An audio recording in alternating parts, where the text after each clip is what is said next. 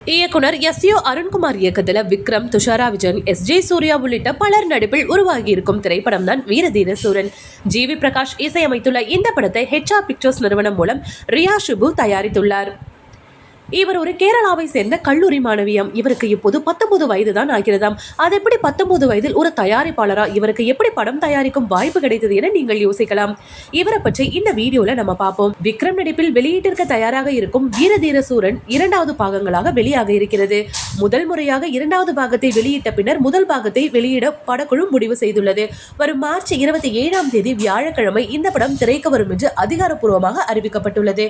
நேற்று நடந்த இந்த படத்தின் ஆடியோ வெளியீட்டு விழாவிலும் ரியா ஷிபு கலந்து கொண்டார். விக்ரம் உள்ளிட்ட படக்குழு அனைவருமே இவரை புகழ்ந்து பேசினார்கள். கேரளாவை பூர்வீகமாக கொண்டவர் ரியா ஷிபு. எப்போதும் சோசியல் மீடியாவில் ஆக்டிவாக இருக்கக்கூடியவர். சென்னையில் உள்ள லயோலா கல்லூரியில் விஸ்காம் படித்து வருகிறார். அதோடு மலையாளத்தில் உருவாகி வரும் கப்ஸ் என்ற படத்தில் ஹீரோயினாக நடித்துள்ளார். ஒரு கல்லூரி மாணவியாக இருந்து கொண்டு ஒரு படத்தை தயாரிக்க செய்துதான் பலரையும் ஆச்சரியப்பட வைத்துள்ளது.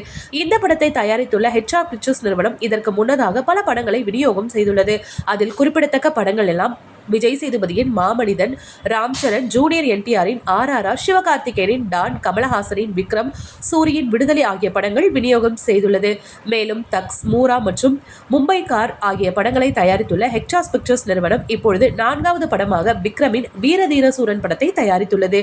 இவருடைய தந்தை ஷிபு தமிழ் ஒரு தயாரிப்பாளர் என்பது குறிப்பிடத்தக்கது. ஓகே வியூவர்ஸ், இது போல சினிமா செய்திகளை நீங்கள் பார்க்க மறக்காம சினி டைம்ஸ் சேனலை சப்ஸ்கிரைப் பண்ணுங்க.